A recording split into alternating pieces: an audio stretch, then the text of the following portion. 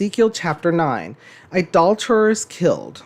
Then I heard him call out in a loud voice, "Bring the guards of the city here, each with a weapon in his hand." And I saw 6 men coming from the direction of the upper gate, which faces north, each with a deadly weapon in his hand.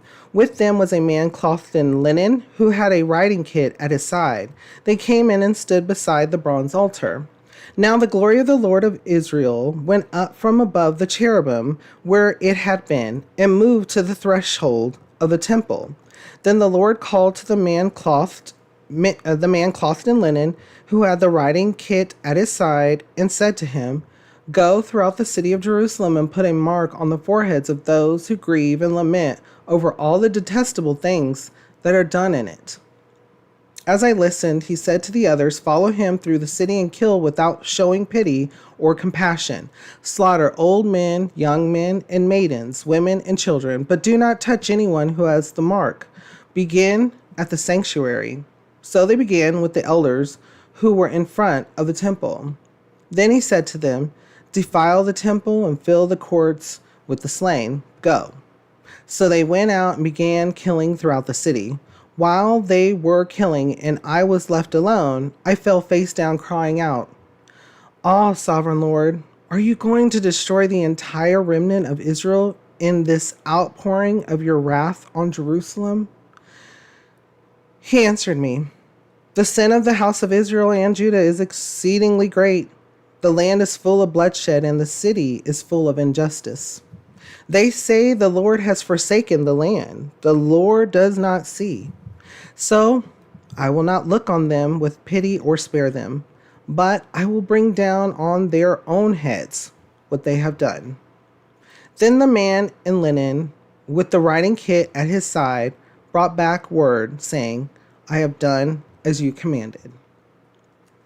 And so we see that, we know that from the previous book of Jeremiah, that he told Jeremiah that there'll be the sword, famine, and plague.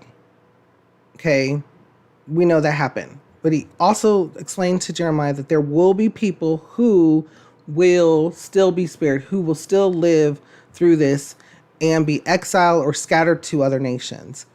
And so we're seeing, okay, so some Bible scholars say something of utilizing this, they believe, is a particular portion that happened. Then some people, some Bible scholars believe that this is imagery of how it was determined or how it was shown. So this is like, you see the horsemen, they go out, that's the Babylon coming back and destroying Jerusalem. But some of the people were spared, right? And those people, according to this, were previously marked by this person with the tablet as someone that will survive. Someone, because they saw the wickedness. They may have saw the wickedness. Remember, not all of them, it wasn't 100%, but it was a vast majority, a super majority, if you want to go there.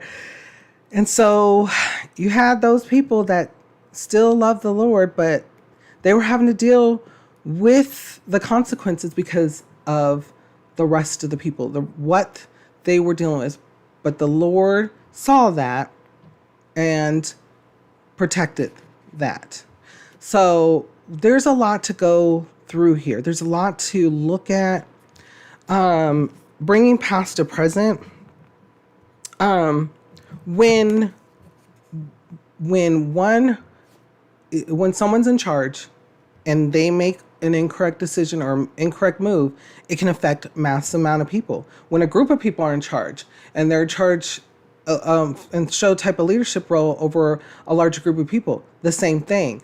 And it can be also seen same with the body of Christ. When one person hurts or makes a bad decision, the whole body of Christ can see that, can understand and pray for healing, pray for guidance, help, and allow the person know to ask the Lord for forgiveness.